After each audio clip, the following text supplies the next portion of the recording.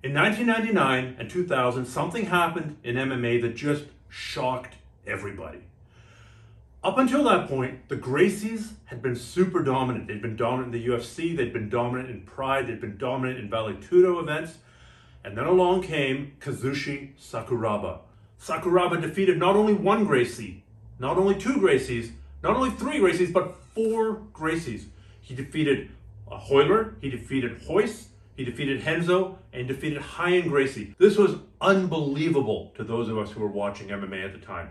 And a big part of Sakuraba's game came from catch wrestling. So for example, when a Gracie would try and take the back of Sakuraba, Sakuraba would get a Kimura grip, or as they're known in catch wrestling, a double wrist lock. He'd lift the elbow up to the ceiling, and he'd either break the shoulder here, go ahead, or he'd spiral his opponent down to the ground into the Kimura on the ground. Up until that point, none of us thought that the standing Kimura actually worked, but you know what? This is an old technique. Here's my copy of The Science of Wrestling and the Art of Jiu-jitsu by Earle Lieberman from 1923. So this book is 100 years old. 1923. And you see this technique being used, the standing double wrist lock or the standing Kimura. Fortunately, a couple of pages later, they show the counter to this move. So I just want to show you how you can use the counter from a 100-year-old book to defeat Kazushi Sakuraba yourself. So Richie has secured the double wrist lock or the standing Kimura. I don't have a long time to stop this.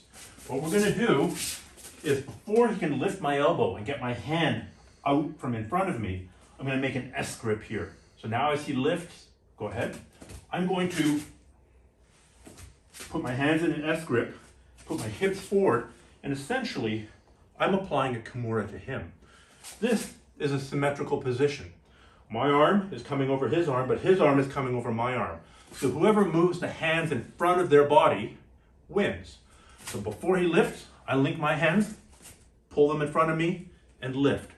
Now what Earle Lieberman suggests is using your hook here to hook the legs and drive them down to the ground.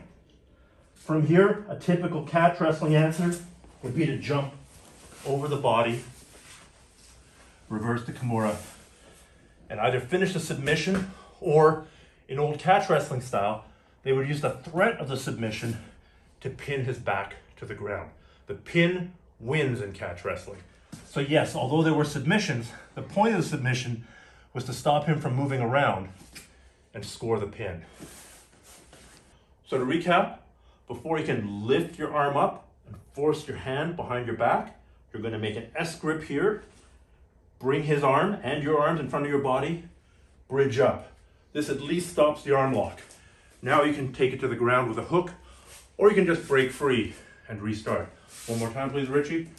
Richie goes for the arm lock. I S grip my hands, bring them in front of my body, arch up here. At least I'm out now. At least I'm no longer in threat of having my shoulder broken.